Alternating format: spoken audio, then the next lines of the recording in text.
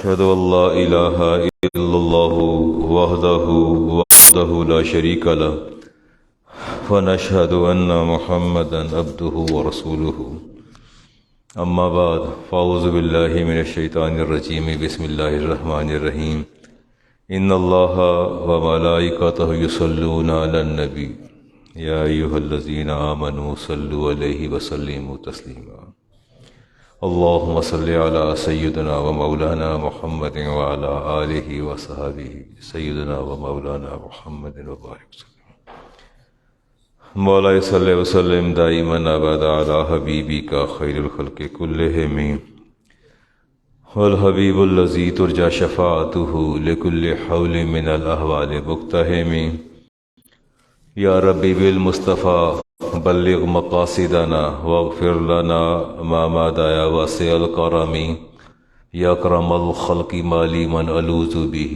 سواك عند حلول الحادث الأمم ثم الرضا عن أبي بكر وعمر وعن علي وعن عثمان ذي الكرم مولاي صل وسلم دائما أبدا على حبيبك خير الخلق كلهم. گزشتہ جمعۃ المبارک کو درود پاک کے حوالے سے بات ہو رہی تھی. اسی کے تسلسل میں بات آگے بڑھاتے ہوئے حدیث پاک لے رہا ہوں. رسول اکرم علیہ السلام سے سوال کیا گیا کہ یا رسول اللہ صلی اللہ علیہ وسلم میں سچا مومن کب بن سکتا ہوں؟ تو آپ نے فرمایا تھا کہ سچا مومن بننے کے لیے اللہ سے محبت کرو.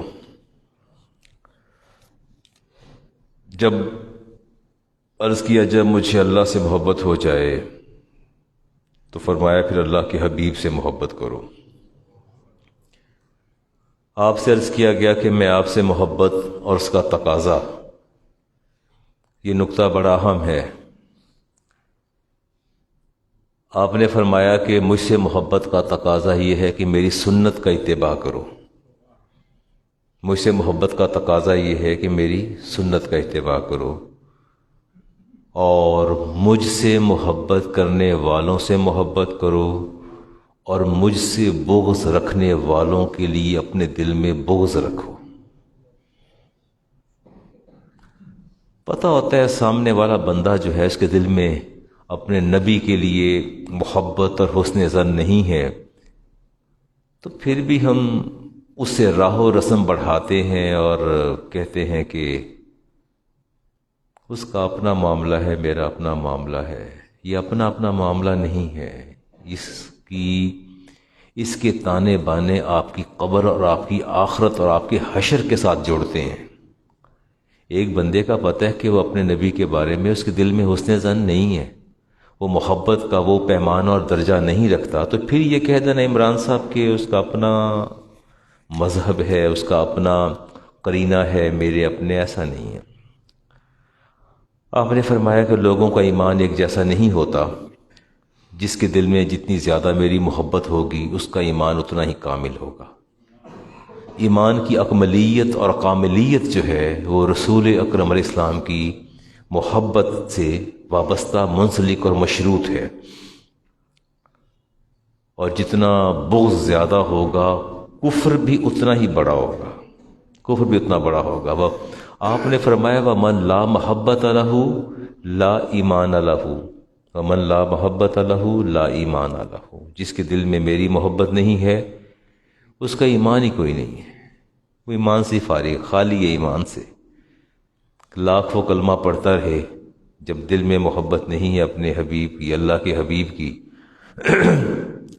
ہماری فقہ اور حدیث کی کتب کے اندر ایک جملہ درج ہے جی فَمُحَبَّتِ اللَّهِ مَشْرُوطَةٌ، اللہ کی محبت مشروط ہے بے محبت رسول ہی، اس کے رسول کی محبت سے.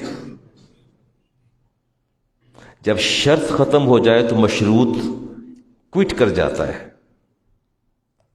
ٹھیک ہے نا؟ اب اس کی بے شمار مثالیں ہیں مگر میں اس پہ جانا نہیں چاہتا، پھر وہ ایک علمی سی بحث شروع ہو جاتی ہے. لیکن یہ بات طے شدہ ہے کہ بایزید بستامی نے بات بڑی اچھی کی. آپ فرماتے ہیں کہ جہاں مومنین کے مقام کی انتہا ہو جاتی ہے، جہاں مومنین کی فضیلت کی اور مقام کی انتہا ہو جاتی ہے، وہاں اولیاء کے مقام کی ابتدا ہوتی ہے، اور جہاں اولیاء کے مقام کی انتہا ہو جاتی ہے وہاں شہداء کے مقام کی اور فضیلت اور مرتبے کی ابتدا ہوتی ہے، اور جہاں شہداء کی فضیلت اور مقام اور مرتبے کی انتہا ہو جاتی ہے وہاں صدیقین کے مقام کی ابتدا ہوتی ہے، اور جہاں صدیقین کے مقام کی انتہا ہو جاتی ہے وہاں انبیاء کے مقام کی ابتدا ہوتی ہے، اور جہاں انبیاء کے مقام کی انتہا ہو جاتی ہے وہاں رسولوں کے مقام کی ابتدا ہوتی ہے، اور جہاں رسولوں کے مقام کی انتہا ہو جاتی ہے وہاں اولو العزم رسول موسیٰ، عیسیٰ، آدم، ابراہیم، اسماعیل، اسحاق، یہ پیغمبر جو ہیں ان کی مقام کی ابتدا ہوتی ہے، اور جہاں اولو العزم رسولوں کے مقام کی انتہا ہو جاتی ہے وہاں امام الانبیاء کے مقام کی ابتدا شروع ہوتی ہے، وہاں شروع ہوتی ابتدا. یہ کیٹاگوریکلی یہ چیزیں جو ہیں ہمارے محدثین نے اور ہمارے ان لوگوں نے کیٹاگوریکلی یہ چیزیں بیان کی ہیں. اور اگلا سوال ذہن میں یہ پیدا ہوتا ہے کہ ہر رسول اور پیغمبر کی مقام کی ابتدا اور انتہا تو ہے، اس کا بگننگ بھی ہے، اس کا اینڈ بھی ہے. So what is the end of the dignity of the holy prophet peace be upon him? ان کے مقام کی انتہا کیا ہے؟ اس کا مسئلہ حل کیا صدیق اکبر نے. آپ نے پوچھا تھا صدیق آپ میرے بارے میں کیا جانتے ہیں؟ عرض کی اللہ و رسول عالم، اللہ جانے یا اللہ کا رسول جانے، میں تو آپ کے بارے میں کچھ نہیں جانتا.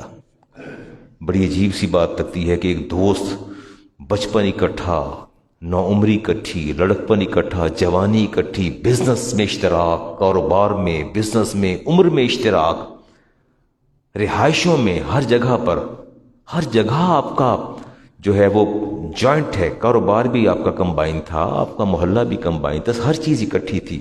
ہجرت بھی ون دیٹ. اور پوچھا کہ آپ میرے بارے میں کیا جانتے ہیں؟ تو کہہ دیا کہ لا ادری، میں نہیں جانتا. اللہ و رسول عالم، اللہ یا اس کا رسول جانے کہ آپ کیا ہے، میں نہیں کچھ کہہ سکتا. تو آپ نے فرمایا والذی نفسی بیدہ، اے صدیق مجھے اس رب کی قسم جس کے قبضہ میں میری جان ہے، لم یعلمنی حقیقتی غیر ربی، اللہ کے سوا میری ریئلٹی اور حقیقت کو کوئی نہیں جانتا. اللہ کے سوا میری حقیقت کو کوئی نہیں جانتا. جب اللہ کے سوا کوئی اپنے نبی کریم علیہ السلام کی حقیقت کو نہیں جانتا تو پھر میں کیسے میئر کروں کہ آپ کے مقام کی انتہا کیا ہے؟ میرے پاس وہ پیمانہ نہیں ہے کہ جس پیمانے سے میں پرکھ اور جانچ سکوں کہ رسول اکرم علیہ السلام کی عظمت اور آپ کی علو مرتبت کی اور آپ کے مقام کی انتہا کیا ہے. حقیقت یہ ہے کہ سوائے اللہ کی ذات کے کوئی بھی نہیں جانتا. اقبال نے کہا تھا تو مانے ون نجم نہ سمجھا تو عجب کیا، والنجم اذا ہوا ما ضل صاحبکم وما غوا. اللہ نے فرمایا مجھے قسم ہے اس ستارے کی جب وہ معراج کے بعد نیچے اتر رہا تھا، اللہ نے نجم قرار دیا اپنے حبیب کو. تو اقبال کہتے ہیں اگر تو مانے ون نجم نہ سمجھا تو عجب کیا ہے، تیرا مد و جزر ابھی چاند کا محتاج. تو ابھی انہی چکروں میں پھنسا ہے کہ 14ویں رات کا چاند ہوگا اور سمندر کی لہریں جو ہیں اور جوار بھاٹا جو ہے وہ بہت زیادہ ہوگی، اس کے قریب جاؤ گے تو ڈوب جاؤ گے. سمندر پر جانے کی پابندی لگا دی جاتی ہے. اور پھر اقبال نے کہا تھا وہ حرف راز کی مجھ کو سکھا گیا ہے جنوں، خدا مجھے نفس جبریل دے تو کہوں. کہتے ہیں اگر مجھے میرے نبی کی تعریف اور توصیف کرنے کے لیے کہا جائے تو پھر میرے اندر جبریل کی روح ہونی چاہیے. اس روح میرے اندر جائے گی تو پھر میں تعریف کروں گا اپنے نبی کی، بتاؤں گا میرے نبی کی ذات کیا ہے. تو پھر میں نے کیا تعریف کرنی ہے اور آپ نے کیا توصیف کرنی ہے؟ یہ چیزیں ہماری عقل سے ماورا ہیں. اور مجدد الوصانی نے فرمایا تھا میں اللہ رب العزت سے بہت محبت کرتا ہوں، لیکن میری محبت کرنے کی وجہ یہ ہے وہ میرے نبی کے رب ہے. پتہ نہیں کیسی بات کہہ دی، میں خود حیران ہوں. مجدد الوصانی کے یہ جملہ اور کلمہ سن کے مکتوبات میں سے یہ عزم ابدائے ماد مترجم کے اندر دیکھا میں نے، فرمایا میں اللہ رب العزت سے بہت محبت کرتا ہوں، لیکن محبت اس لیے کرتا ہوں کہ وہ میرے آقا کے رب ہیں، اس لیے محبت کرتا ہوں. تو محبت کے اپنے پیرائے اور اپنے پیمانے ہوتے ہیں. اقبال سے جب کسی نے پوچھا تھا نا کہ کسی مستشرق نے پوچھا، اورینٹلسٹ نے پوچھا تھا کہ آپ کہتے ہیں کہ اللہ وحدہ لا شریک ہے، اللہ ایک ہے اور کا کوئی عبادت کے لائق نہیں ہے، اس کی بنیادی وجہ یہ ہے کہ وہ آپ کی ماں جو ہے اس کا بھی یہی عقیدہ اور ایمان ہے، آپ کے باپ کا بھی یہی ایمان اور عقیدہ ہے، آپ کی فیملی جو ہے وہ مسلمز ہے اور وہ سارے یہ کہتے ہیں۔ تو آپ نے جب بچپن میں آنکھ کھولی تو ایک ہی آواز کانوں میں گونجتی تھی کہ اللہ ایک ہے، اللہ ایک ہے، اللہ وحدہ لا، تو آپ نے بھی کہنا شروع کر دیا اللہ ایک ہے۔ اقبال نے کہا تم غلط سمجھے ہو، غلط سمجھے ہو، ایسی بات نہیں ہے۔ اقبال نے کہا ایسا نہیں ہے، تو کہا پھر تم کیوں کہتے ہو اللہ ایک ہے؟ کرسچن تھا، وہ مستشرق کرسچن تھا، تثلیث کا قائل تھا، ٹرینٹی کا قائل تھا، تین خداؤں کا قائل تھا۔ اقبال نے کہا میں اس لیے نہیں کہتا کہ میں مسلمان کے گھر پیدا ہوا ہوں یا میری ماں نے کہا اللہ ایک ہے، اصل میں میرے نبی نے فرمایا اللہ ایک ہے تو میں کہتا ہوں اللہ ایک ہے۔ دیکھیں نا، اصل یہ چیزیں جو ہے شیخ کرامت صاحب یہ باتیں غور کرنے والی ہوتی ہیں کہ ہمارے جو اکابر اسلاف ہمارے اشیاخ تھے ان کی تان ٹوٹتی کہاں تھی جا کے، ان کی محبتوں عقیدتوں کی ابتدا بھی اللہ کے رسول سے ہوتی تھی، انتہا بھی وہیں جا کے ہوتی تھی، وہی ان کا مبدا تھا، وہی ان کا آخر تھا۔ اور حدیث لے رہا ہوں نسائی شریف کی جی، سورہ نساء کی آیت من یطع الرسول فقد اطاع اللہ، میں اس پر کلام نہیں کروں گا، آگے چلتا ہوں۔ ابو طلحہ فرماتے ہیں کہ رسالت ماب علیہ السلام ایک دن بہت ہی حشاش بشاش، بڑے خوش آپ باہر تشریف لائے، تو میں نے پوچھا یا رسول اللہ آج تو چہرے پر مسرت کے بڑے ہی آثار ہیں، آج تو آپ بہت خوش نظر آ رہے ہیں۔ فرمایا ہاں طلحہ، ابھی ابھی جبریل حاضر خدمت ہوئے تھے اور انہوں نے مجھے کہا کہ اللہ تعالیٰ کا پیغام لے کے آیا ہوں، آپ کے رب نے ارشاد فرمایا ہے ان ربک یقول، آپ کے رب فرماتے ہیں اما یرضیک یا محمد، اے محمد میں آپ صلی اللہ علیہ وسلم میں آپ کو راضی کرنا چاہتا ہوں کہ آپ اس بات پر راضی نہیں ہیں اللہ یصلی علیک احد من امتی کا الا صلیت علیہ عشرہ، کہ جو آپ کا امتی آپ پر ایک دفعہ درود بھیج دے گا میں اس پر 10 دفعہ رحمت نازل کر دوں گا، کیا آپ اس بات پر راضی نہیں ہیں؟ پھر فرمایا ولا یسلم علیک احد من امتی کا، اور آپ کا کوئی امتی اس درود کے ساتھ سلام بھی بھیج دے گا الا سلمت علیہ عشرہ، میں 10 مرتبہ رب اپنے اس بندے پر سلامتیاں نازل کر دوں گا، 10 مرتبہ سلامتی نازل کر دوں گا۔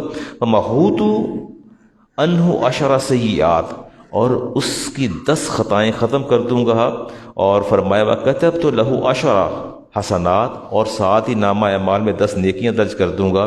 وفی روایت، اگلی روایت میں آتا ہے الا صلیت علیہ وملائکۃ عشرہ، میں اور میرے فرشتے اس ایک دفعہ درود بھیجنے والے پر 10 رحمتوں کا نزول کر دیتے ہیں، 10 رحمتوں کا نزول کر دیتے ہیں۔ اور پھر فرمایا کہ ان من صلی علیک فلیکثر عبد من ذلک او لیقل، فرمایا ان امتیوں سے کہہ دیجئے تھوڑا پڑھیں، زیادہ پڑھیں، کم پڑھیں، کثرت سے پڑھیں، پڑھتے رہا کریں۔ تو درود پاک میں سمجھتا ہوں کہ یہ اظہار محبت کا سب سے محفوظ ترین ذریعہ۔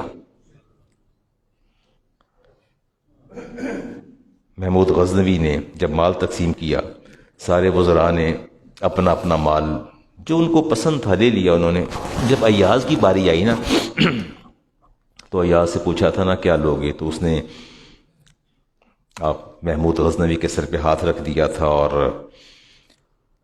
محمود غزنوی نے کہا تھا کہ تم نے مجھ سے کچھ نہیں لیا لیکن میں تمہیں کچھ دینا چاہتا ہوں، میں تمہیں کچھ عطا کرنا چاہتا ہوں۔ تو کہا کیا آپ عطا کریں گے؟ تو کہا کہ میں تمہیں یہ کہتا ہوں ایاز درود پاک کثرت سے پڑھا کرو، یہ درود پاک جملہ وظائف اور اوراد کا جامع ہے، آپ جتنے وظائف اور اوراد کرتے ہو انہیں میں میزان کے ایک پلڑے میں رکھ دوں اور درود پاک دوسرے پلڑے میں رکھ دوں، درود پاک کا وزن ان اوراد و وظائف پر بھاری ہوگا، اس کو پڑھا کرو۔ اور اگرچہ وظائف اپنی جگہ پر صدہا برکات کے حامل ہوتے ہیں، بہت برکات حاصل ہوتی ہیں، لیکن میں محمود غزنوی یہ سمجھتا ہوں کہ جس نے شاہ کونین کی ذات کو حاصل کر لیا، برکات اس کے از خود اس کے ارد گرد طواف کرنا شروع کر دیں گی۔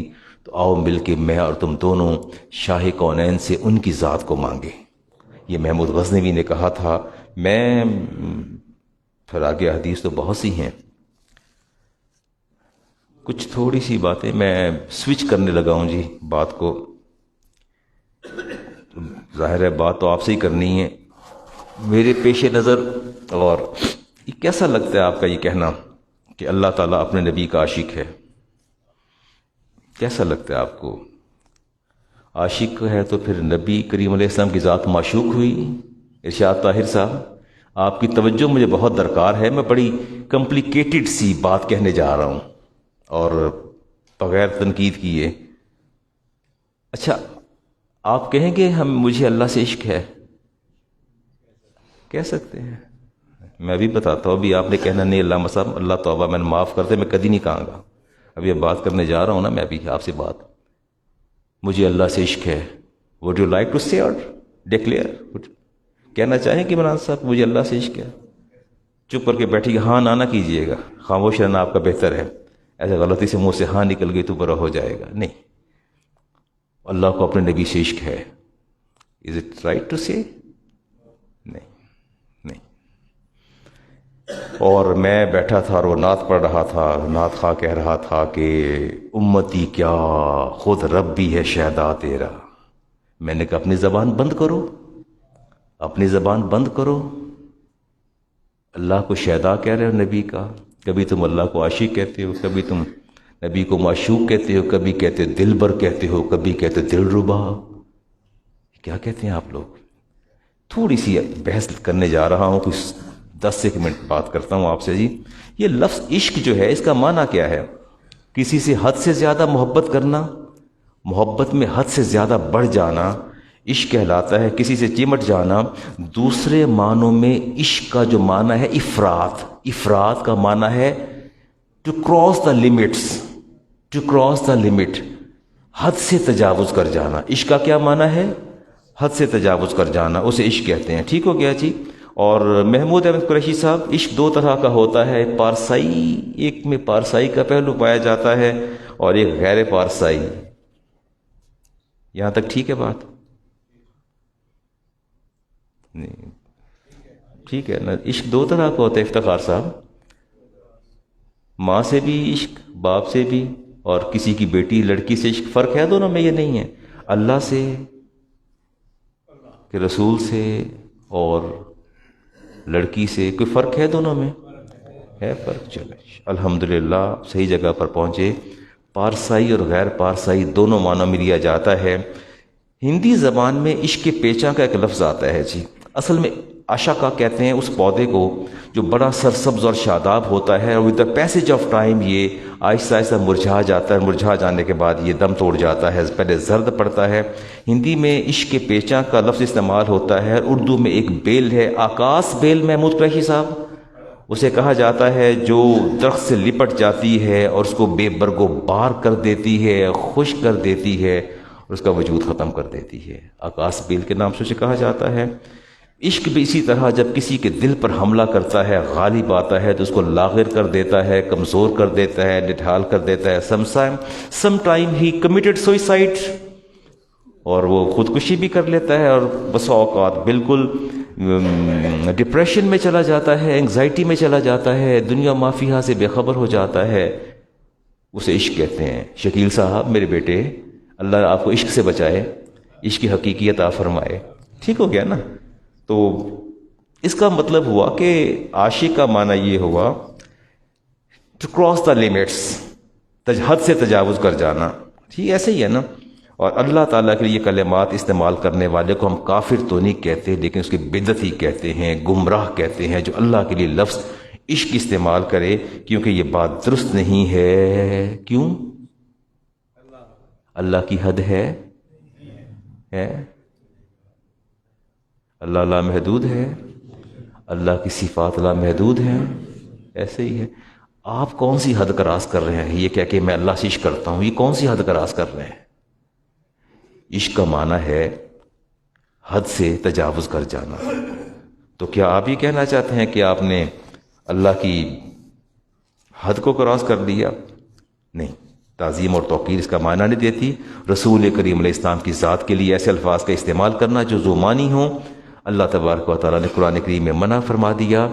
رائینہ، بڑی بارہا میں بیان کر چکا کہ رائینہ کا لفظ صحابہ بولا کرتے تھے کہ ہماری طرف ہماری رعایت فرمائیے، توجہ دیجئے، اور اپنی زبان کو ٹلٹ کر کے کفار کہتے تھے، رائینہ کہتے تھے، اس کو رائنا کے دو معنی نکلتے ہیں، اے ہمارے چرواہے، اور رانا کہتے ہیں بے وقوف کو، اے ہمارے بے وقوف شخص، معاذ اللہ ثم معاذ اللہ، اور باہر آ کے ہنستے تھے کہ ہم نے ان سے کہا، اللہ نے فرمایا یا ایھا الذین آمنوا لا تقولوا رائنا، اللہ فرماتے ہیں یہ لفظ نہیں بولنا، چونکہ یہ کثیر المعنی ہے، اس کے اندر ایک معنی ایسا بھی آ رہا ہے جس میں توہین کا پہلو پایا جاتا ہے۔ اللہ تعالیٰ نے پابندی عائد کر دی قیامت تک کہ تم وہ لفظ استعمال نہیں کرو گے جو ذو معنی ہو، جس کے اندر کوئی توہین کا، اہانت کا، تنقیص کا ایک بھی پہلو پایا جاتا ہوگا، وہ لفظ آپ میرے نبی کے لیے استعمال نہیں کرنا۔ بات بڑی ڈیپلی آپ بات کو دیکھیں نا، ایسا کوئی لفظ، وہ صحابہ رائنا کہتے تھے، اس کا معنی یہ تھا کہ یا رسول اللہ ہم پر توجہ فرمائیے، اور کفار اور یہودیوں نے کیا کہا، رائنا کہتے تھے، اس کو اپنی ٹنگ کو ٹویٹ کر کے کہتے تھے، اس کا نتیجہ نکلتا تھا وہ آپ کو بیوقوف معاذ اللہ اور چرواہا کہتے تھے، ایمبیگویس ورڈ تھا، اللہ تعالیٰ نے منع فرما دیا۔ اللہ اور اس کے رسول کے لیے ایسے لفظ کو استعمال کرنا جس کو جو ذو معنی ہو، جس میں اہانت کا معنی نکلتا ہو، وہ آپ نہیں بول سکتے۔ قرآن کریم اور حدیث کے اندر کہیں بھی لفظ عشق استعمال نہیں ہوا، ہمیشہ لفظ محبت کا استعمال ہوا ہے، ہمیشہ لفظ کیا استعمال ہوا ہے؟ محبت کا استعمال ہوا ہے۔ آپ کہہ سکتے ہیں کہ مجھے اللہ سے محبت ہے، اور کہہ سکتے ہیں مجھے اللہ کے رسول سے محبت ہے، عشق کی بات نہ کیا کریں، عشق کی بات نہ کیا کریں، ٹھیک ہو گیا جی۔ افراط میں نے کہا نا، حد سے زیادہ گزر جانا ہے، اور یہ اللہ کی صفات میں سے نہیں، اللہ کی کسی صفت کی کوئی حد نہیں ہے، اللہ کی ذات کی حد نہیں ہے، اس کی صفات کی بھی حد نہیں ہے، وہ اپنی ذات کے اعتبار سے لامحدود ہے، اور اپنی صفات کے اعتبار سے بھی لامحدود ہے، دونوں اعتبار سے اللہ تعالیٰ کی ذات جو ہے لامحدود ہے۔ اور کوئی بندہ اگر یہ کہتا ہے کہ میں اللہ سے محبت کرتا ہوں، تو کیا آپ نے عشق کرتا ہوں، تو کیا آپ نے رب کی محبت کا حق ادا کر دی ہے؟ آپ سمجھتے ہیں کہ آپ نے اللہ کی محبت کا حق ادا کرنے کے بعد پھر اس سے آگے بڑھ گئے؟ ایسا ممکن نہیں ہے، اور ایسا کہنا بالکل ٹھیک نہیں۔ قرآن نے جو لفظ استعمال کیے، احبا کا، یحبو کا، یحبون کا لفظ استعمال کیے، قرآن کے اندر یہ لفظ نہیں پائے جاتے۔ موسٹلی آپ یہ دیکھیے، جہاں تک حق ادا کرنے کی بات ہے، آپ یا میں اللہ کی صفات کی حد کیسے آپ کریں گے؟ اللہ تعالیٰ خود ارشاد فرماتے ہیں، اللہ فرماتے ہیں سورہ نحل کے اندر، وَإِن تَعُدُّوا نِعْمَتَ اللَّهِ لَا تُحْصُوهَا، اللہ فرماتے ہیں کہ اگر تم میری صفات کا اور نعمتوں کا شمار کرنا چاہو تو تم شمار نہیں کر سکتے، تم شمار، قرآن میں اللہ خود منع فرما رہے ہیں، اللہ خود منع فرماتے ہیں کہ تم شمار کر ہی نہیں سکتے۔ ایک چیز کو اللہ نے کلیئر کٹ آپ کو پیغام دے دیا کہ تم میری صفات کا شمار کر سکتے ہو، نہ میری صفات کا شمار کر سکتے ہو، پھر آپ کیسے کہتے ہیں کہ میں نے اللہ سے عشق کیا؟ اور رسالت مآب علیہ السلام نے، امام مسلم کی حدیث کا نمبر 486 آپ نے فرمایا، لا احصی ثناء علیک، یا اللہ میں محمد تیرا محبوب صلی اللہ علیہ وسلم، میں تیری ثنا کرنے کے لائق ہی نہیں، میں تیری ثنا کر ہی نہیں سکتا۔ ٹھیک ہے، کس نے کہا؟ رسالت مآب علیہ السلام نے فرمایا، یا اللہ میں تیری ثنا نہیں کر، فرمایا انتا کما اسنیتا علی نفسک، یا اللہ جیسے تو اپنی تعریف خود کرتا ہے، ثنا کرتا ہے، میں ایسے نہیں کر سکتا۔ آپ نے معذوری کا اظہار کیا، جب ہمارے نبی نے یہاں عذر پیش کر دیا کہ میں اس کا حبیب ہونے کے باوجود اس کی نعمتوں کا شمار بھی نہیں کر سکتا، اس کی صفات کا شمار بھی نہیں کر سکتا، اور اس کا حق بھی ادا نہیں کر سکتا، تو آپ کیسے کہتے ہیں کہ ہم نے اللہ سے عشق کر لیا، اور عشق کرنے کے بعد ہم حد سے آگے پہنچ گئے؟ میں نے عشق کا لفظ جو دیکھا، جہاں بھی میں نے لفظ دیکھا، وہ موسٹلی نیگیٹو میننگز کے اندر آتا ہے۔ عشق کا جو لفظ ہے، اور اللہ کی ذات کے لیے لفظ عشق بولنا، یہ محال قطعی ہے، بالکل محال ہے۔ اور یہ کہنا کہ میں، کوئی شخص کہے کہ میں اللہ سے عشق رکھتا ہوں، یا وہ اللہ مجھ سے عشق رکھتا ہے، وہ گمراہ، بدعتی اور گناہ گار ہے۔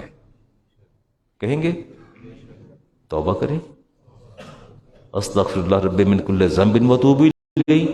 ہم کبھی نہیں کہیں گے ہمیں اللہ سے عشق ہے یا اللہ ہم سے عشق کرتا ہے، کبھی نہیں کہیں گے، کبھی نہیں کہیں گے، نیور نیور، کبھی یہ لفظ ہم بولیں گے بھی نہیں۔ اگلی بات دیتے ہیں جی، یہ آپ کے نعت خوان اور شاعر کبھی نبی کو دل ربا کہتے ہیں، کبھی دلبر کہتے ہیں، پتہ نہیں کیا کیا کہتے رہتے ہیں۔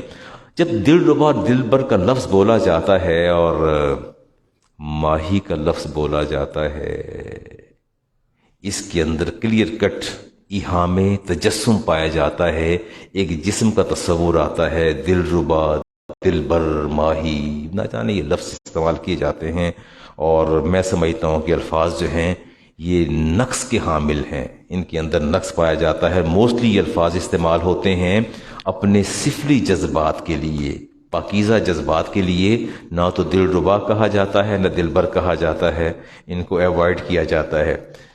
یہ بچے مجھے دیکھ کے مسکراتے ہیں، میں اب کیا کروں، اس کا حل کیا کروں؟ چلیں جی، آپ کی مسکراہٹوں کو اللہ سلامت رکھے، ان مسکراہٹوں کے لیے میں دعا کہوں جی، حدیث لے رہا ہوں جی۔ عشق اور محبت، عشق مجازی اور عشق حقیقی، دو لفظ ہیں جی۔ اور مجازی عشق کون سا ہوتا ہے؟ کوئی یہ جوان بچے بیٹھے ہیں، یہ بتا دیں گے، ان کو زیادہ ایکسپیرینس ہوگا، یہ مجازی عشق سے کیا مراد دی جاتی ہے؟ افتخار صاحب تعداد زیادہ ہے، یہ نوجوان ینگسٹر میں یہاں سے بیٹھا دیکھ رہا ہوں، یہ ینگسٹر زیادہ ہیں، یہ زیادہ بہتر اس کو ایکسپلین ایلیبریٹ کریں گے۔ عشق مجازی کیا ہوتا ہے؟ میں کہوں گا تو پھر غصہ آ جائے گا۔ یہ عشق حقیقی کا نقیض ہے، نقید ہے اس کا۔ اور جھوٹا عشق، ارشاد طاہر صاحب، محمود صاحب، جھوٹا عشق ہے، نفسانی خواہشات پر مبنی ہے، حسن پرستی پر مبنی ہے، ایسا ہے۔ میں بیوی کو استثناء دے رہا ہوں، بیوی سے عشق ہو، دیٹ از رائٹ، یہ ٹھیک ہے، اس میں کوئی ایسی بات نہیں۔ لیکن میں اس کے بعد چلتا ہوں جی، کچھ حدیث لیتا ہوں عشق کو ایلیبریٹ کرنے کے لیے، اور اسٹیبلش میں نے یہ کرنا ہے کہ آپ کبھی نہیں کہیں گے کہ ہمیں اللہ سے عشق ہے یا اللہ ہم سے عشق کر۔ اصل میں نے اسٹیبلش یہ کرنا ہے قرآن و حدیث میں جو لفظ عشق آیا ہے نا، وہ کن معنوں میں آتا ہے۔ ابھی آپ حدیث لیجیے، پہلی حدیث میں احمد بن حنبل کی لے رہا ہوں جی۔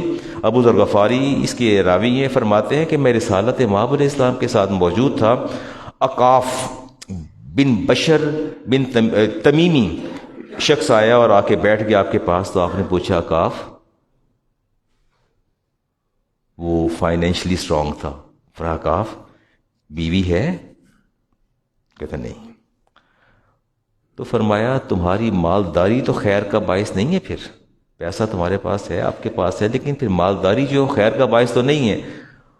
کہتے نہیں یا رسول اللہ، میری مالداری بڑی خیر کا باعث ہے، بڑی ہی خیر کا باعث ہے، میں آپ سے عرض کرنا چاہتا ہوں۔ آپ نے فرمایا پھر تو تم شیطان کے بھائی ہو، پھر تو تم شیطان کے، پیسہ ہے بیوی نہیں ہے، پیسہ ہے بیوی نہیں ہے، پھر شیطان کے بھائی ہو۔ فرمایا اگر تم نصرانی ہوتے تو آج تم راہب ہوتے۔ حدیث بڑے غور سے آپ نے سننی ہے، تھوڑا سا آپ کا ذہن دائیں بائیں گیا نا، وائپ آؤٹ ہو جائے گی چیز۔ آپ نے فرمایا اگر تم نصرانی ہوتے تو پھر راہب ہوتے، پیسہ ہے، فرمایا میری سنت کا اتباع کرو، اور فرمایا تمہارے مرنے والے بے توقیر وہ ہوں گے جو پیسہ ہونے کے باوجود اہل و عیال والے نہیں ہوں گے، فائنینشلی اسٹرانگ ہیں، ویل آف ہیں، in spite of well off, وہ شادی نہیں کرتے، they don't get married، شادی نہیں کرتے۔ فرمایا تم سے سب سے زیادہ روز قیامت بے توقیر وہ لوگ ہوں گے جو شادی نہیں کرتے۔ اور کیا تم شیطان کے انداز اختیار کرتے ہو؟ کیا تم شیطان کے انداز اختیار کرتے ہو؟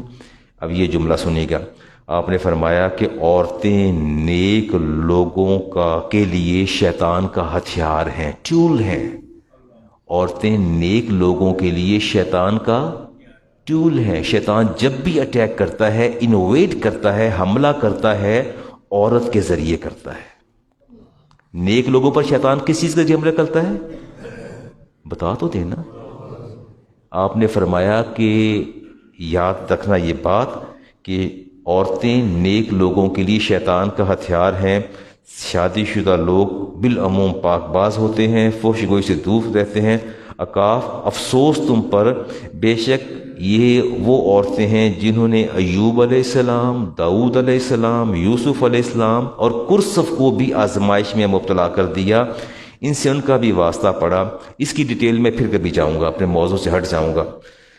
پوچھتے ہیں اقاف، پوچھتے ہیں یا رسول اللہ یہ کرسف سے آپ کی کیا مراد ہے؟ وہ کون تھا کرسف؟ آپ نے فرمایا تھا کہ یہ 300 سال ساحلوں پر اللہ کی عبادت کرتا رہا، راتوں کو عبادت کرتا تھا، دن کو روزے کے ساتھ رہتا تھا، اور پھر کیا ہوا؟ 300 سال عبادت کرنے کے بعد فرمایا پھر اس نے ایک عورت سے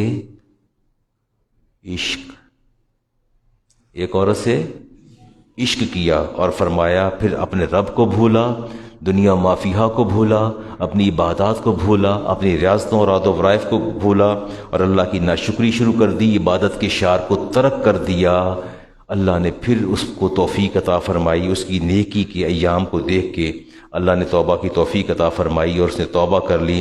فرمایا کہف تم پر افسوس ہے، نکاح کرو ورنہ تشکیک کے ماروں میں شامل ہو جاؤ گے۔ اس نے عرض کیا یا رسول اللہ، یہ مسجد نبوی کا واقعہ ہے۔ کس کا واقعہ ہے؟ آپ نے فرمایا، عرض کرتے ہیں یا رسول اللہ، یہ لسن کیئرفلی، دھیان سے سنیے گا، یا رسول اللہ میرا نکاح فرما دیجیے۔ آپ نے فرمایا میں محمد صلی اللہ علیہ وسلم اللہ کا رسول تمہارا نکاح کلثوم حمیری کی بیٹی کریمہ سے کرتا ہوں، میں نے کر دیا تمہارا نکاح۔ You didn't listen carefully what I said. آپ نے سنا نہیں میں نے کیا کہا؟ اچھا میں کہہ دوں کہ یہ فیصل بیٹا میں نے تمہارا نکاح فلاں کی بیٹی سے کر دیا، نکاح ہو جائے گا؟ وہ تو ماں کے مولوی صاحب تسی کون ہو، کہڑے پاسے آئے ہو نکاح کرنے والے؟ تھی ساڈی بیٹی ہماری۔ آپ نے پوچھا بیٹی راضی ہے یا نہیں ہے؟ بیٹھے وہاں نکاح کر رہے ہیں۔ یہ بات آپ کو سمجھانا چاہتا ہوں۔ فرمایا ہاں کاف میں محمد اللہ کا رسول صلی اللہ علیہ وسلم میں نے تمہارا نکاح کلثوم حمیری کی بیٹی کریمہ سے تمہارا نکاح کر دیا ہے۔ آپ نے نکاح کر دیا۔ یہاں تھوڑی سی بات کرنا چاہتا ہوں۔ اللہ تعالیٰ ارشاد فرماتے ہیں سورۃ احزاب میں وما کان لمؤمن ولا مؤمنۃ، اللہ فرماتا ہے میں تمہارا رب تمہیں حکم دیتا ہوں کسی مومن جو کلمہ گو ہو یا مومنہ عورت ہو، مرد ہو یا عورت ہو، اذا قضى اللہ ورسولہ، جب میرا نبی فیصلہ کر دے، وہ میرے نبی نے فیصلہ نہیں کیا، وہ میں نے فیصلہ کیا ہے، وہ میں نے فیصلہ کیا ہے۔ میں احزاب کی آیت پڑھ رہا ہوں، اللہ فرماتے ہیں اس نے فیصلہ نہیں کیا۔ Keep in your mind it would be my decision, it is my decision, اللہ فرماتے میرا فیصلہ ہے۔ اللہ فرماتے ہیں اذا قضى اللہ ورسولہ امرا، جب کسی امر میں میرا حبیب فیصلہ کر دے، فرمایا ان یکون لهم الخیارى من امرہم، تو پھر میرے نبی کے فیصلے میں سب کے اختیار معطل ہو جاتے ہیں، کسی کا کوئی اختیار نہیں رہتا۔ تمہیں پسند ہو یا نہ ہو، تمہیں اچھا لگے یا نہ لگے، فیصلہ وہی ہے جو میرے نبی نے کر دیا، فیصلہ وہی ہے جو میرے، اس پہ کوئی سیکنڈ آپشن نہیں۔ بہت سی احادیث ذہن میں ایک دم سے اترنا شروع ہو گئی ہیں، ورود شروع ہو گیا، لیکن میں سوچتا ہوں کہ اگر ادھر نکل گیا تو بات سے ہٹ جاؤں گا۔ وہاں بھی عورت سے کیا ہوا تھا؟ بات عشق کی چلی کہ فرمایا کہ اس بنی اسرائیل کے شخص کو عورت سے عشق ہو گیا تھا۔ اگلی حدیث لے لیتا ہوں جی، اس میں دیکھ لیتا ہوں۔ عائشہ صدیقہ طیبہ طاہرہ فرماتی ہیں جس نے عشق کیا، جس نے کیا کیا اور وہ پاک دامن رہا، کیا رہا؟ چلے عشق کی حد تک تو میں بھی اپنی زبان بند کر لیتا ہوں، کہتا ہوں وہ کیا کہا تھا غالب نے، محمود قریشی صاحب، عشق وہ آتش ہے غالب، لگائے نہ لگے بجھائے نہ بجھے۔ چلے میں بھی اس بات کو مان لیتا ہوں۔ اور پھر غالب نے کہا تھا کہ غالب عشق نے نکما کر دیا، وگرنہ آدمی ہم بھی تھے بڑے کام کے۔ تو عشق کا پتہ نہیں چلتا، یہ آتش ایسے ہی بھڑکتی ہے اور دل پر چھا جاتی۔ صدیقہ کائنات سے پوچھا جس نے عشق کیا اور پاک دامن رہا اور اسی پاک دامنی کی حالت میں اس کا انتقال ہو گیا، تو فرمایا وہ شہید کی موت مرا۔ وہ کس کی موت مرا؟ ینگسٹرز یہاں بیٹھے ہیں، young guys, I am addressing to you, جہاں تک عشق کی بات ہے that is acceptable, that is ignorable, لیکن just going beyond the limits that is quite dangerous. Don't touch her, مت چھوؤ اس کو، مت جاؤ اس کے قریب۔ پاک دامن رہیں۔ چلے عشق ہو گیا، بس میں نہیں تھا، دل مائل ہو گیا، گناہ سے تو بچے نا۔ تو فرمایا کہ اگر وہ عشق کے باوجود لمٹس کراس نہیں کرتا تو میں صدیقہ کائنات میں یہ کہتی ہوں کہ میرے نبی نے فرمایا۔ وہ کون سی موت مرا؟ عبداللہ ابن عباس فرماتے ہیں کہ جس نے عشق کیا، میرے نبی نے فرمایا، اور اسے ظاہر نہ کیا۔ یہ بھی بڑی بات ہے، ہم تو اظہار پہ ایک سیکنڈ نہیں لگاتے، ادھر عشق ہوتا ہے ساتھ ہی کہتے یار موبائل نمبر دیں ذرا، موبائل نمبر تو پھاڑ کے دیں ذرا، میں نے ڈھونڈ ڈھانٹ کے موبائل لے کے فوراً اظہار عقیدت محبت کر دیتے ہیں، عشق کا اظہار کر دیتے ہیں۔ ہاں عشق ہو جائے اور اس کا اظہار نہ کیا جائے۔ ابن عباس فرماتے ہیں میرے نبی نے ارشاد فرمایا کہ ایسے لوگ جو ہیں وہ شہداء کے حکم میں آئیں گے۔ دل کی بھڑکتی آگ کو قابو میں کر لینا، جذبوں کی آگ کو قابو میں رکھ لینا، یہ کتنا بڑا کام ہے، کتنا بڑا عزم امور میں سے ہے۔ اگلی حدیث لے رہا ہوں جی، رسول اکرم علیہ السلام نے ارشاد فرمایا کہ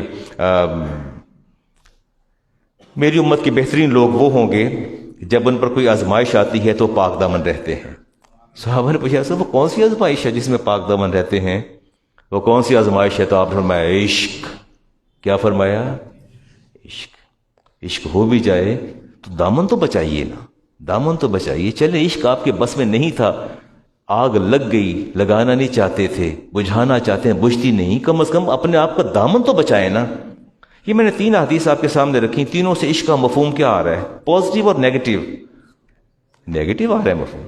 عورت سے عشق کی باتیں ہو رہی ہیں، آپ کہتے ہیں اللہ عاشق ہے۔ یہ اس کا اطلاق عورتوں کی طرف جو میلان ہے، ایپٹیچیوڈ ہے، عشق کا اطلاق اس کے اوپر ہوتا ہے، اور احتیاط کرنی چاہیے کہ اللہ تعالیٰ معاف فرمائے۔ نبی کریم علیہ السلام کے لیے دل ربا کا لفظ استعمال کرنا، دل بر کا لفظ استعمال کرنا قطعاً ناجائز اور ناپسندیدہ ہے، قطعاً ناجائز۔ اور آج کے بعد ہم نے اتنی لمبی گفتگو میں یہ کنکلوڈ کیا کہ ہم آج کے بعد کبھی نہیں کہیں گے کہ میں اللہ سے عشق کرتا ہوں، ہم کبھی نہیں کہیں گے کہ اللہ ہم سے عشق کرتا ہے، ہم کبھی نہیں کہیں گے کہ اللہ اپنے رسول سے عشق کرتا ہے، ہم کبھی نہیں کہیں گے، ٹھیک ہے؟ نہیں کہیں گے نا۔ اور جو کہے گا اس کو روکیں گے کہ ہم نے مولانا سے سنا ہے، اور بڑی شرح و بسط کے ساتھ انہوں نے ایک ایک عقدہ کھول کے سامنے رکھا ہے کہ لفظ عشق اللہ کے لیے آپ استعمال نہیں کریں گے۔ یس، محبت، that is the exact right word that is used in the Holy Quran as well as in Ahadith۔ قرآن کریم کے اندر بھی محبت کا لفظ ہے اور احادیث میں بھی لفظ محبت کا ہے، محبت یوز کریں۔ عشق کا لفظ نہ اللہ کے لیے بولا جائے گا نہ اللہ کے رسول کے لیے۔ ہاں یہاں تک ٹھیک ہے کہ آپ کہہ دیں کہ جی میں عاشق رسول ہوں، میں عاشق رسول ہوں، ٹھیک، اپنی بات اپنی حد تک تو کہہ دیں، اپنی حد تک ٹھیک ہے، لیکن نبی کے لیے کہنا کہ وہ عاشق رسول، وہ ہمارے عاشق ہیں، وہ ہم سے عشق کرتے ہیں، ہم ان سے عشق کرتے نہیں، یہ دو طرفہ یہ کام نہیں۔ آپ اپنی بات کر لیں لیکن اللہ کے لیے نہیں، اللہ کے لیے بالکل نہیں، اللہ کے لیے بالکل لفظ استعمال نہیں کریں گے، ٹھیک ہو گیا؟ اپنی ذات کے لیے کریں۔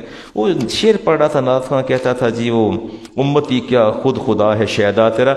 ارشاد طاہر صاحب اور محمود پہ صاحب یہ دونوں بڑے انٹلیکچوئل ہیں اور دونوں کا تعلق علم اور تعلیم کے ساتھ ہے۔ کیا یہ لفظ شیدا ٹھیک ہے کہ اللہ شیدا ہے؟ کیا یہ بات ہمارے علم میں نہیں ہے کہ شاید شیدا ہونا آشفتہ سری کے لیے آتا ہے، دیوانگی کے لیے آتا ہے، جنون کے لیے آتا ہے؟ اور جب آپ یہ کہتے ہیں امتی تو کیا یا رسول اللہ ربی شیدا تیرا، تو آپ رب کو مجنون کہہ رہے ہیں، دیوانہ کہہ رہے ہیں، معاذ اللہ پاک اللہ شفتہ سری کا شکار کہہ رہے ہیں۔ آپ کیا کہہ رہے ہیں؟ آپ کو پتہ ہے آپ کیا کہہ رہے ہیں؟ کلمہ پڑھ کے مسلمان ہونا چاہیے۔ وقت ختم ہو گیا جی، میں نے درود پاک پہ بات کرنی تھی، اب بات نہیں کرتے جی، اب چھوٹی چھوٹی باتیں اور کر لیتے ہیں تاکہ کہیں سے کوئی وے نکل آئے جی۔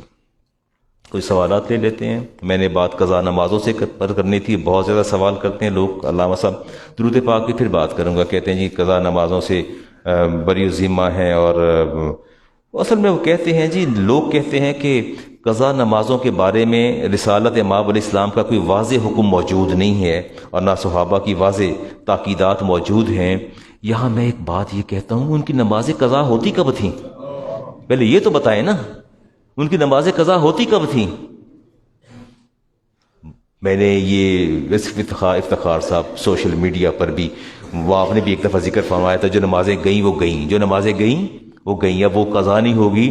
تو کہتے ہیں جی وہ مولانا بات یہ ہے کہ قضا نمازوں کے بارے میں کوئی واضح تاکیدات نہیں ہے نبی کریم علیہ السلام کے صحابہ کی۔ میں کہتا ہوں وہ قضا ہوتی کب تھی؟ وہ ہوتی کب تھی قضا؟ ان کی تو دل و دماغ میں ہر وقت رب کی یاد رہتی تھی، ہر وقت رب کی یاد رہتی تھی۔ میں حدیث لے رہا ہوں جی امام ترمذی کی، اور راوی ہیں انس بن مالک عبداللہ ابن مسعود رضی اللہ تعالیٰ عنہ، ان المشرکین شغلوا رسول اللہ عن 4 صلات یوم الخندق۔ کفار نے، مشرکین نے رسول کریم علیہ السلام کو سٹک رکھا، روکے رکھا، مشغول رکھا. غزوہ خندق کے دن آپ کو مصروف رکھا. انہوں نے کس چیز میں مصروف رکھا جی؟ اب خندق کھودی جا رہی تھی اور آپ کی نمازیں قضا ہوئیں. اور حتی ذهب من اللیل ما شاء اللہ فامر بلالا، اور رات تک آپ رکے رہے. ظہر کی نماز گئی، عصر کی گئی، مغرب کی گئی، عشاء کی گئی. کفار نے روکے رکھا. فامر بلالا، جب رات ہوئی تو آپ نے رات کے بلال کو حکم دیا. فاذن، بلال حبشی نے کیا دی؟ آذان دی. ٹھیک ہے. ثم اقام فصلی الظہر، آدھی رات کو آپ نے اذان کہلوائی اور اقامت کہی بلال حبشی نے. اور کون سی نماز ادا کی؟ ظہر. ثم اقام، پھر اقامت کہی. فصلی العصر، پھر کون سی نماز پڑھی؟ ثم اقام، پھر اقامت کہی گئی. فصلی المغرب، کون سی پڑھی گئی نماز؟ مغرب، آدھی رات کی وقت بات ہے. ثم اقام، پھر اقامت کہے گی. فصلی العشاء، تو کون سی ادا کی گئی؟ ایک اذان، چار اقامتیں. ایک اذان، چاروں نمازیں پڑھی گئیں اور وہ ادا کی گئیں. اور آپ نے فرمایا، امام بخاری کی حدیث ہے، فَدَيْنُ اللَّهِ أَحَقُّ أَن يُقْضَىٰ، اے صحابہ یاد رکھنا اللہ تعالیٰ سب سے زیادہ حقدار ہے کہ اس کا قرض ادا کیا جائے. اللہ تعالیٰ سب سے زیادہ اس بات کا حقدار ہے کہ اس کا قرض ادا کیا جائے. یہ نمازیں اس کا قرض ہیں اور آپ نے اس کو ادا کرنا ہے. اور پھر ادا کی گئیں. امام مسلم کی حدیث، فَإِذَا رَقَدَ أَحَدُكُمْ عَنِ الصَّلَاةِ، فرمایا جب تمہیں نماز بھول جائے اور او غفلا، یا غفلت میں یا سوتے سوتے آپ کی نماز نکل جائے، فَلْيُصَلِّهَا إِذَا ذَكَرَهَا، فَلْيُصَلِّ إِذَا ذَكَرَهَا، فرمایا جب یاد آ جائے تو کیا کیا کرو؟ پڑھ لیا کرو. جب یاد آ جائے پڑھ لیا کرو. اگلی بات سی حدیث امام بخاری کی، حدیث کا نمبر 597، من نسی صلاۃً، جس کسی کو نماز پڑھنا بھول جائے، جس کسی کو نماز پڑھنا بھول جائے، فلیصلیھا اذا ذکرھا، جب بھی یاد آئے فوراً ادا کر لو. جب بھی یاد آئے فوراً ادا کر لو. لا کفارۃ لہا الا ذالک، آپ نے فرمایا کہ لوگوں یاد رکھنا نماز کی ادائیگی کا کوئی کفارہ نہیں ہے. You have to offer your prayers at every cost. آپ نے اپنی نماز کو ادا کرنا ہے، اس کا کوئی کفارہ نہیں ہے. ٹھیک ہو کیا جی؟ اچھا، کوئی بات کو بہت زیادہ نمازیں ہو جائیں تو پھر مجھے یاد کروائیے گا مولانا، اگر نمازیں بہت زیادہ قضا ہوں تو ان میں کوئی اللہ اور اس کے رسول نے فیسیلیٹیٹ کیا ہے کہ 200 300 400 اکٹھی نمازیں قضا ہو جائیں تو وہ پوری پڑھیں تو وہ بڑا مشکل ہو جاتا ہے. It takes a long time.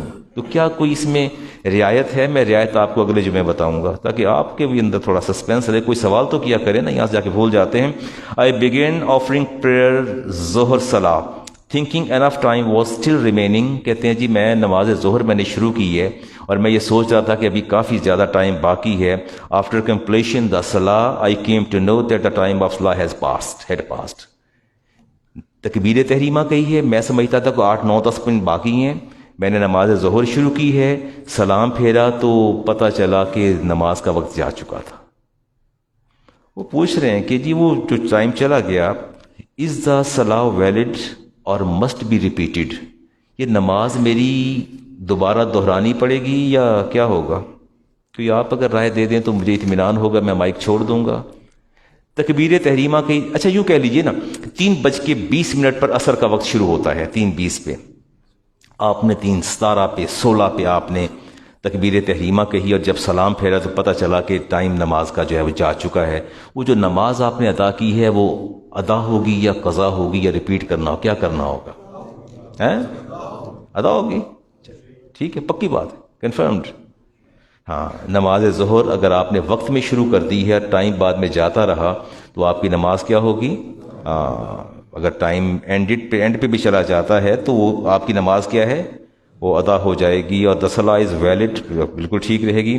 اور اگر آپ نے وہ اندر کا ہے، لیکن اس میں ایک ایکسیپشن ہے، کیپ ان یور مائنڈ، ایک ایکسیپشن ہے.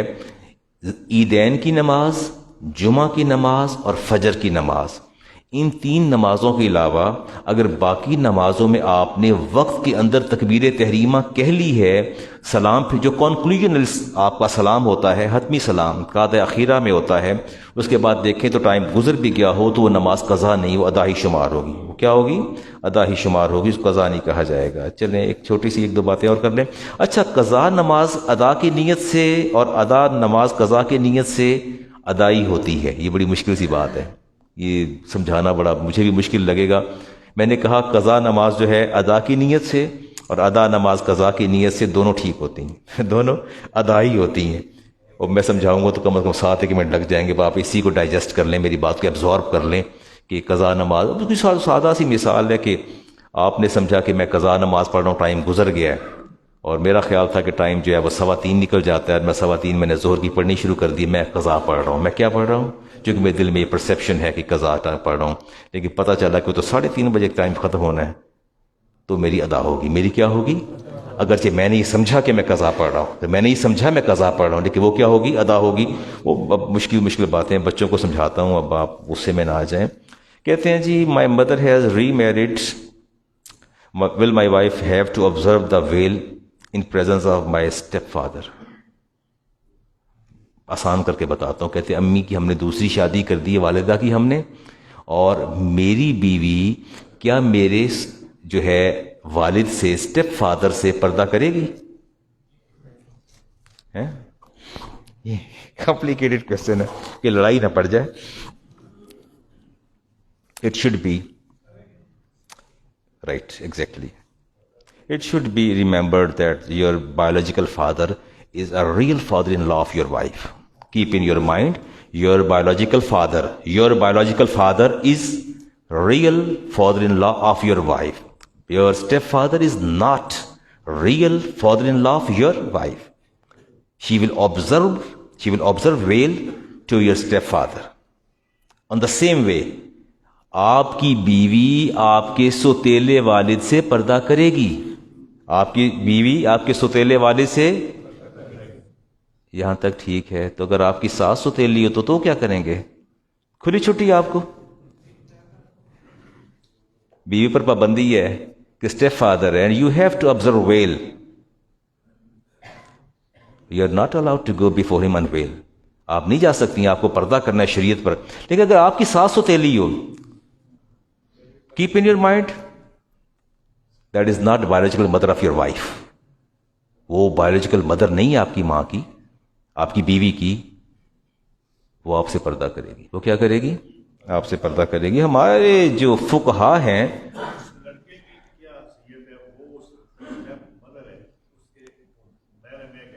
نہیں دیکھیں، جہاں تک لڑکے کا تعلق ہے، لڑکے کا، وہ لڑکا جو ہے وہ اس کے باپ کی بیوی ہے، اس کی ماں ہے، اس پر حرام ہے۔ اس پر کیا ہے؟ حرام ہے۔ اس کی ماں، وہ تو اس کی ماں ہے نا، اس کی تو ماں ہے وہ۔ لیکن یہ دیکھیں نا کہ میری بیوی کی جو ماں ہے، میری بیوی کی ماں اگر تو ریئل اور بایولوجیکل مدر ہے پھر تو ٹھیک ہے، مجھ پر حرام ہے، قرآن نے حرام کر دیا، وہ میرے لیے محرم ہے، وہ تو کوئی ایسی بات نہیں ہے۔ لیکن میری بیوی کی سوتیلی ماں ہے، میرے سسر نے دوسری شادی کر لی ہے، وہ میری بیوی کی ریئل مدر نہیں ہے، then I will have to observe the veil، پھر مجھے اس سے پردہ کرنا ہوگا۔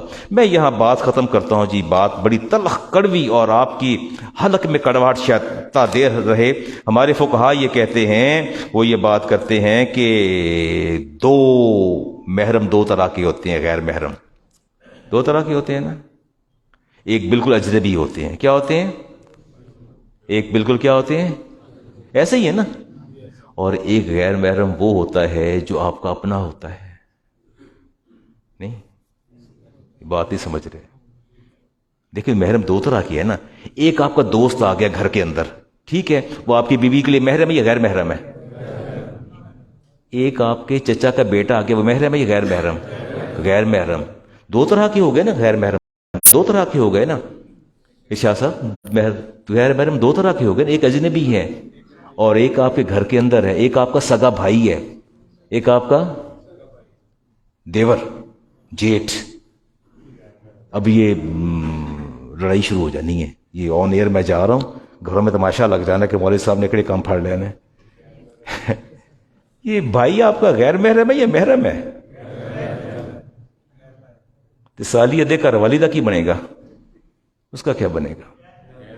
غیر محرم، طے شدہ بات ہے۔ اب اگر میں یہاں عقدے کھولنے شروع کر دوں نا، آپ کے پاؤں تلے زمین نکل جائے۔ جن مسائل کو میں نے از خود ہم نے فتوی دی، میں بدر الزمان، آپ کے پاؤں تلے زمین نکل جائے، رونگٹے آپ کے کھڑے ہو جائیں کہ یار اتنی بڑی بربادی ہو رہی ہے اور ہمیں پتہ بھی نہیں ہے۔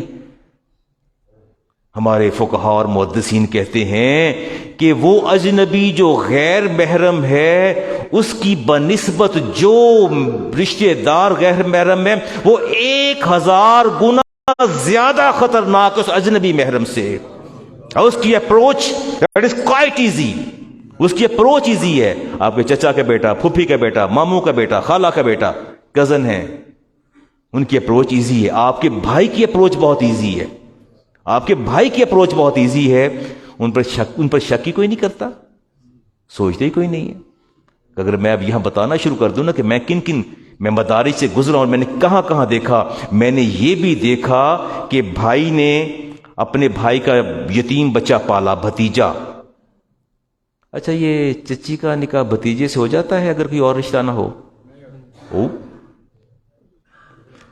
اگر بھانجا ممانی سے نکاح کرنا چاہے ماموں کے فوت ہونے کے بعد، کوئی اور رشتہ نہ ہو تو نکاح ہو جائے گا؟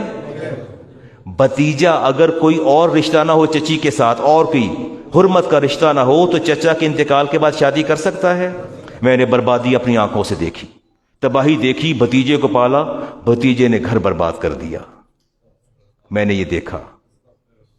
ہمارے فقہا کہتے ہیں کہ اجنبی غیر محرم سے 1000 گنا زیادہ خطرناک آپ کا وہ رشتہ دار ہے جو غیر محرم ہے اور آپ کی کچھار کے اندر، آپ کی آستین کے اندر موجود ہے۔ آپ ناراض تو نہیں مجھ سے؟ دیکھ لیں پھر میں ایسی باتیں آپ سے نہیں کیا کروں گا نا، آپ مجھے ناراض نہیں ہوگے کہ مولوی صاحب اسی ساری جوائنٹ فیملی سارے بھرا کٹھے رہنے ہاں، یہ تسی کہڑے کام پا چھڑے ہے۔ Try your best, maximum care. چلے جوائنٹ فیملی ہے، کیئر تو کر، بیگم کو منع کر دیں کہ امی دیں گی بھائی کو چیز یا کھانا دیں گی، یا میں دوں گا، یہ بھتیجی دے دے گی جو اس پر حرام ہے، یہ بھتیجا دے دے گا۔ آپ اوائڈ کریں۔ Maximum you have to take precautionary measures and you have to take precautions. Maximum try your best. اللہ کی بارگاہ میں اتنی میری باتیں سننے کے بعد اللہ کی بارگاہ میں، یا اللہ میں نے تو میکسیمم کیئر کی تھی، میری مجبوری تھی، جوائنٹ فیملی تھی، میں کہیں نہیں جا سکتا، ساتھ میرے بھائی کا کمرہ، ادھر میں رہتا ہوں، میں کہاں جاؤں؟ انٹریکشن تو ہونا ہی ہے، لیکن بیگم کو سمجھا تو سکتے ہیں نا کہ لوٹ پوٹ ہونے کی ضرورت نہیں ہے، کمروں میں گھسنے کی ضرورت نہیں ہے، نہ اپنے کمروں میں آنے کی ضرورت ہے، نہ اٹھا کھانے دینے کی ضرورت ہے، رکھنے کی۔ اپنی بیگمات سے کہیں نا سارا ذمہ داریاں کرے نا، ان کی بیگم کرے، آپ کی اپنی بیگم کرے، آپ کی ماں بیٹھی تو ماں آپ کی کرے، والدہ کرے، آپ کی اپنی بیٹے کی کرے نا، کیوں نہیں کرتی؟ باقی اب یہ باتیں ایسی ہیں جو معاشرتی ناصور ہیں، جو ممبر پر بیٹھ کے میں بیان نہیں کر سکتا، لیکن میں نے پیغام آپ تک اللہ اور اس کے رسول کا پیغام پہنچا دیا ہے۔ وَمَا عَلَيَّ إِلَّا الْبَلَاغُ الْمُبِينُ۔